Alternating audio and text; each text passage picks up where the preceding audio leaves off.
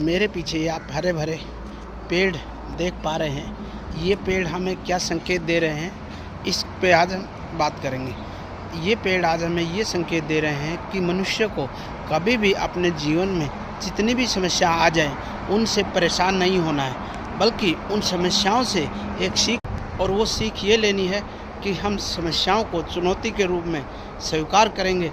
समस्याएं कितनी भी बड़ी हों, लेकिन हम उसको चुनौती के रूप में स्वीकार करेंगे, क्योंकि मनुष्य के जीवन में समस्या आना ही उसके जीवन में उसकी पहचान करवाना है।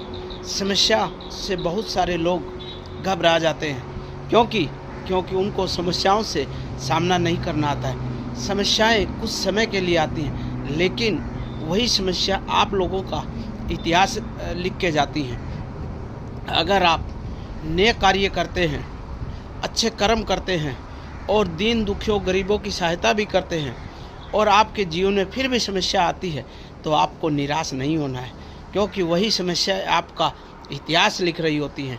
और वो इतिहास ऐसा लिखा जाता है कि आगे 4 पीढ़ियों तक याद रहता है। इसलिए समस्याओं से कभी नहीं घबराना चाहिए।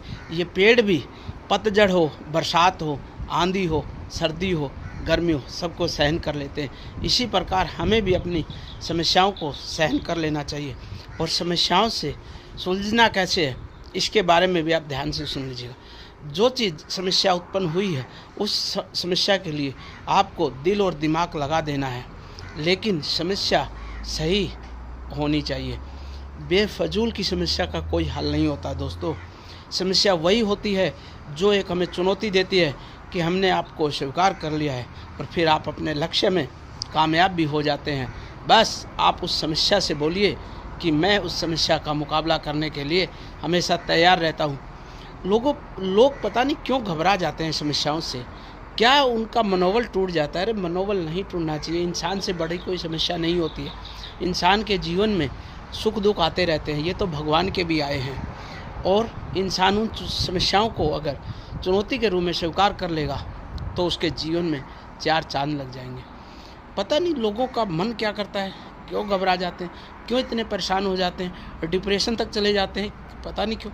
समस्याओं से कभी घबराना नहीं चाहिए। जो आ गया ठीक है, उसका मुकाबला करेंगे। गलत आया तो भी और ठीक आया तो भी।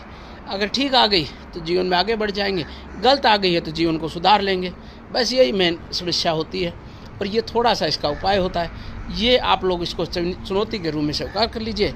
आशा करता हूँ चंद शब्द आपको समझ में आए होंगे। धन्यवाद। जय हिंद, जय भारत माँ।